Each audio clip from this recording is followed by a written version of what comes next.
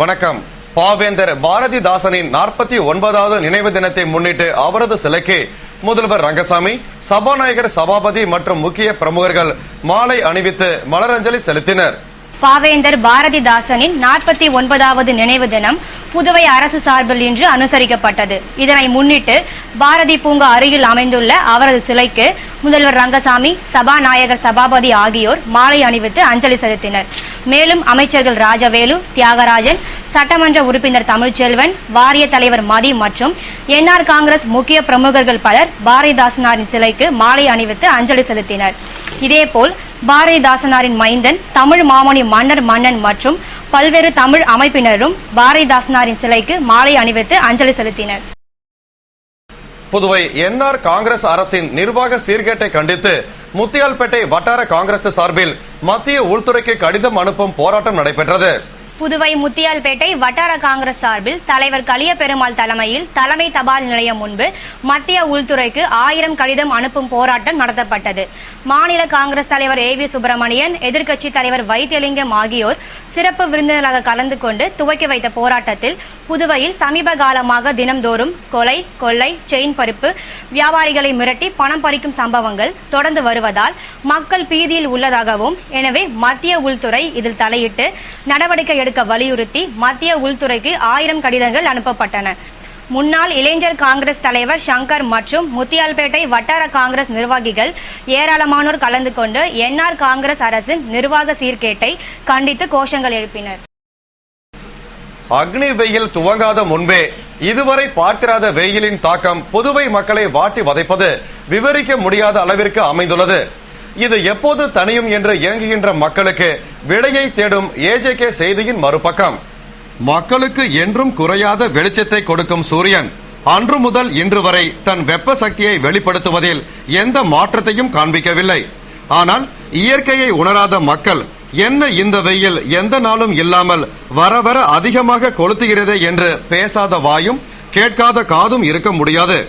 பூமிக்கு வரப்பிரசாதமாக அமைந்து வெப்பத்தின் அளவை தனித்து அழித்துக் கொண்டிருக்கும் ஓசோன் படலத்தில் ஏற்பட்டுள்ள ஓட்டைகள் சூரியனிலிருந்து ஒளிக்கதிரை பூமிக்கு நேரடியாக விழ வைக்கின்றன. இயற்கையாக கிடைத்த பூமியில் செயற்கையாக ஆளும் மனிதனின் செயல்பாடே பூமியின் வெப்பம் அதிகரிக்க காரணம் என்று தெரிந்திருந்தும் வெப்பத்தால் தவிக்கும் மக்கள் சூரியனையும் கடவுளையும் திட்ட மறப்பதில்லை. என்னதான் இயற்கையை புரிந்து கொண்டாலும் செயற்கையால் முடிந்து வைக்கப்பட்டுள்ள மனிதனின் வாழ்க்கையை அவிழ்ப்பது பெரும் சவாலாகவும் கேள்விக்குறியாகவும் உள்ளது. இருப்பினும் அதிகரித்து வரும் வெப்பத்தால் மக்கள் படும் பாடு விவரிக்க முடியாத அளவிற்கு அமைந்துள்ளது. புதுவையில் தற்பொழுது 95 டிகிரி செல்சியஸையும் தாண்டி பதிவாகும் வெயிலால் சாலைகளில் காணல் நீரைத்தான் அதிகம் காண முடிகிறது. மேலும் தினந்தோறும் அலுவலகத்திற்கும் பணிகளுக்கும் செல்பவர்கள் மறுமுறை வியர்வையில் குளித்த பின்னரே அலுவலகத்திற்குள் செல்கின்றனர்.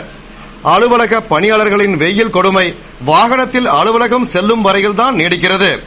ஆனால் திறந்த வெளியில் நாள் முழுவதும் பணி செய்யும் கூலி தொழிலாளர்களின் நிலை அந்தோ பரிதாபம். இப்படிப்பட்ட வெயில் கொடுமையிலிருந்து மீள நிரந்தர தீர்வு காண சட்டென்று இயற்கைக்கு மாற முடியாவிட்டாலும் செயற்கை நடவடிக்கைகளால் ஏற்பட்டுள்ள பூமியின் வெப்பத்தை தணிக்கவும் இனி ஓசோன் படலம் பாதிக்காத வகையிலும் உலக நாடுகளும் நாட்டின் அரசுகளும் மாநில அரசுகளும் மாவட்ட ஆட்சியாளர்களும் ஒவ்வொரு குடிமகனும் முயற்சியில் இறங்க வேண்டும் என்பதே அனைவரின் எதிர்பார்ப்பாக உள்ளது. இவையெல்லாம் நிகழ்வது என்று சாத்தியம் என்ற கேள்வி அனைவரின் மனதிலும் இருப்பதாலோ என்னவோ தற்காலிகமாக வெயிலின் கொடுமையிலிருந்து தங்களை பாதுகாத்துக் கொள்ள மக்கள் பல்வேறு முயற்சிகளில் ஈடுபட்டுள்ளனர். அதன் ஒரு முயற்சியாக குளிர்ச்சியான பழங்களான தர்பூசணி, வெள்ளரி பிஞ்சு, வெள்ளரி பழம் போன்றவற்றை அதிக அளவில் வாங்கி உட்கொள்கின்றனர். இதனால் அவற்றின் வரத்தும் விற்பனையும் படு ஜோராக உள்ளது. இது குறித்து பொதுமக்கள் கூறுகையில், வெயில் ரொம்ப அதிகமா இருக்கு, வெயில் தாங்கல, வெயில் தணிக்கிறதுக்காக வெள்ளரி பழம், வெள்ளரி பிஞ்சு, நொங்கு இந்த மாதிரி வாங்கி சாப்பிட்டு வெயில் தணிச்சிக்க வேண்டியதா இருக்கு. மழை இந்த இடம் கம்மியா இருந்தது, இப்ப இந்த இடம் எப்படி பெய்யுன்னு தெரியல. இன்னும் சித்திரை இன்னும் கத்திரி வெயில் வந்தா இன்னும் இதோட இன்னும் கொடுமையா இருக்கும். மக்கள் எல்லாம் யாரும் வெளியில் நடமாடுறது கிடையாது.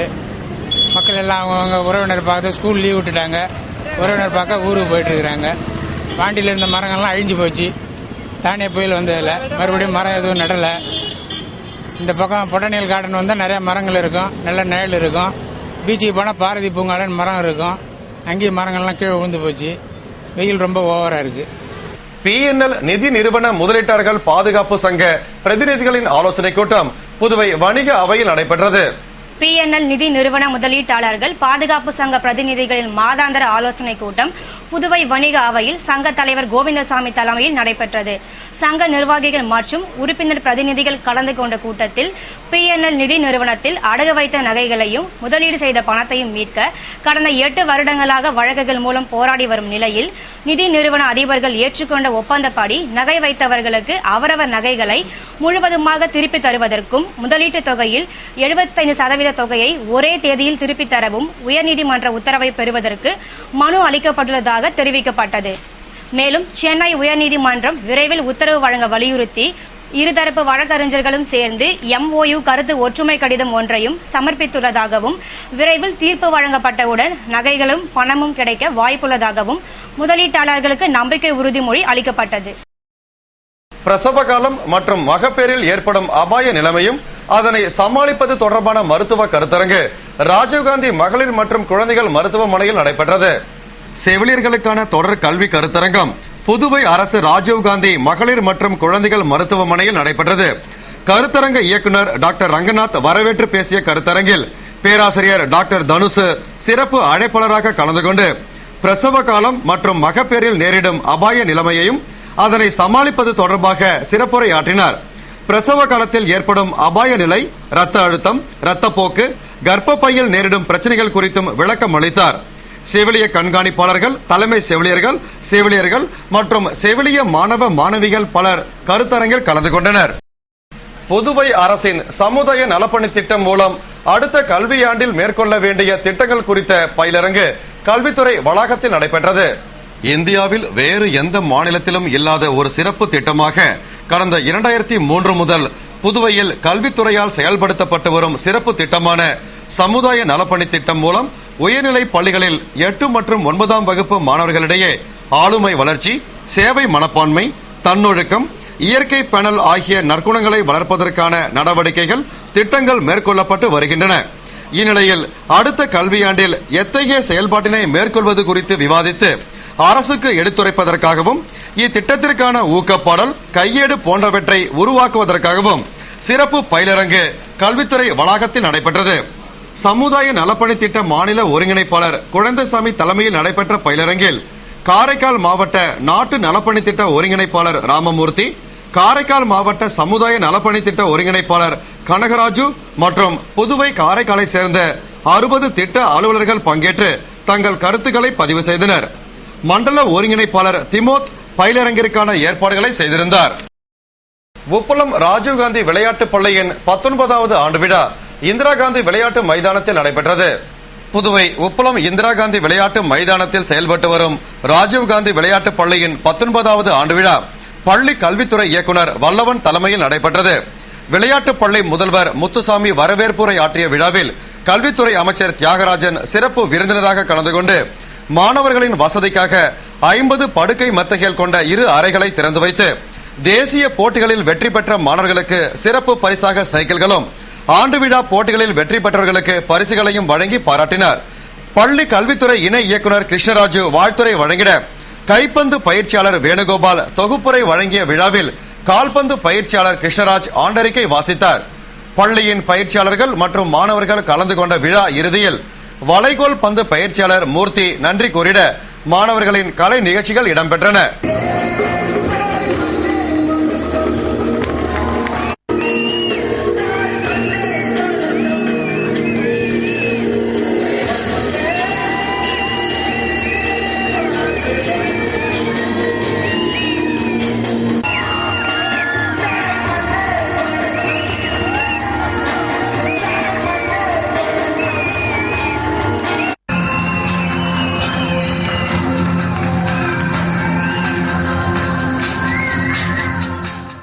இத்துடன் செய்திகள் நிறைவடைந்தன. வணக்கம்.